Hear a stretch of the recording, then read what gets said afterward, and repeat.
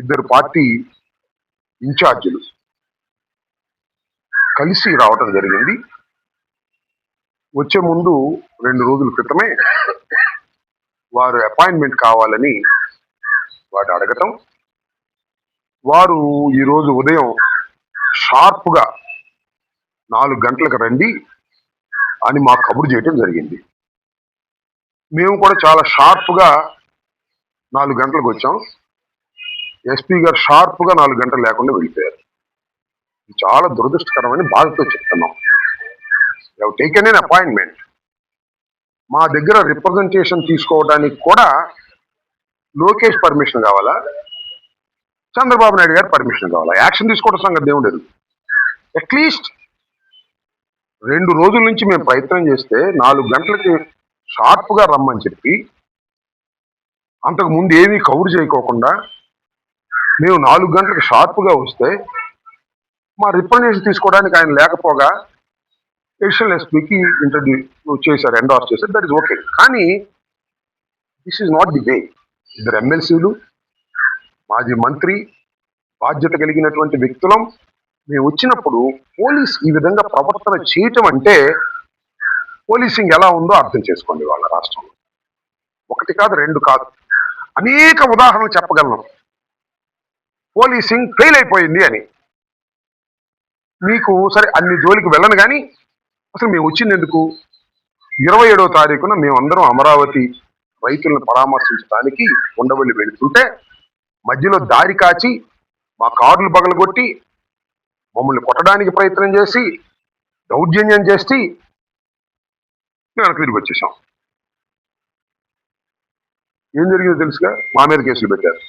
SC ST atrocities case పెట్టారు మా మీద. మమ్మల్ని అడ్డగించిన వాళ్ళు. మేమేదో కంప్లైంట్ ఇస్తే అది విడిపెట్టారు. ఆ తర్వాత మొండితోక అరుణ్ గారు, డైమండ్ బాబు గారు అక్కడే ఉన్నారు స్పాట్లో. మేము కూడా 2 కంప్లైంట్స్ ఇచ్చాం ఆ నెక్స్ట్ రోజు. చిత్రం ఏంటి తెలుసా? ఆ కంప్లైంట్లు ఇస్తే కంప్లైంట్కి రిసిప్ట్ ఇవ్వడానికి తిరస్కరించారు పోలీస్ స్టేషన్లో. ఎమ్మెల్సీ వెళ్ళి అడిగితే తిరస్కరించారు. ఏం జరుగుతుంది రాష్ట్రంలో అంటే police is violating the rules. ఎవరైనా ఈ రాష్ట్రంలో వెళ్ళి పోలీస్ స్టేషన్లో కంప్లైంట్ ఇస్తే ఏమంటే రిసీట్ ఇవ్వాలి. That is the rule. అరే ఒక ఎమ్మెల్సీ వెళ్ళి అడిగితే మేము పైన కనుక్కోవాలండి, మా ఎస్పీ గారిని కనుక్కోవాలండి, మా ఐజీ గారిని కనుక్కోవాలండి, అప్పుడే ఇస్తామని ఇవ్వాలా? చిత్రం.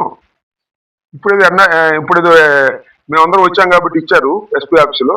అసలు పోలీస్ స్టేషన్కి వెళ్ళి కంప్లైంట్ ఇస్తే రిసీట్ ఇవ్వకపోవడం అనేది ఎంత వైలేట్ ఇది, ఎంత వైలేట్ చేస్తున్నారు రూల్స్ని, రాజ్యాంగాన్ని. ఇది ఒక అంశం. రెండో అంశం ఏంటంటే సరే మేము ఇచ్చిన కంప్లైంట్స్ రిజిస్టర్ చేస్తారా లేదా పక్కన పెడదాం. మా మీద కేసు పెట్టారు, ఎస్సీ ఎస్టీ అట్రాసిటీస్ కేసు. అసలు ఎక్కడా కులదోషం లేదు, పెట్టారు. పెట్టారు. మేము ఇచ్చింది కూడా తూతూ మదన కంప్లైంట్ చేశారు. నేను ఇక్కడ అడుగుతా ఉన్నా, ఒక పోలీస్ కానిస్టేబుల్ మీద బందోబస్తుకు వచ్చినటువంటి వాటి మీద అతని మీద పెద్ద రాయబడింది. 7 కుట్లు పడ్డాయి. 14 కుట్లు పడ్డాయి. కేసు రిజిస్టర్ చేయలే. నిజం ఇది. No case has not been registered till now. ఆ కేసు చేయలే. ఎందుకంటే దే నోస్ ఆ రాయి ఎవరు విసిరారో చాలా స్పష్టంగా కనిపిస్తుంది. ఎవరు కిరణ్ అనే అతను రాయి విసిరాడు. ఎవరి మీద విసిరాడు? గుంపు మీద విసిరాడు. సమయానికి అతను తలకు తగిలింది. కేసు రిజిస్టర్ చేయలే. ఏం జరుగుతుంది రాష్ట్రంలో? కానిస్టేబుల్కి దెబ్బ తగిలి 14 కుట్లు పడితే కేసు రిజిస్టర్ చేయకోకుండా తప్పుకుపోయారంటే అసలు లా అండ్ ఆర్డర్ను మెయింటైన్ చేయడానికి ఉన్నారా పోలీసులు లేదా అన్న ప్రశ్న ఇక్కడ.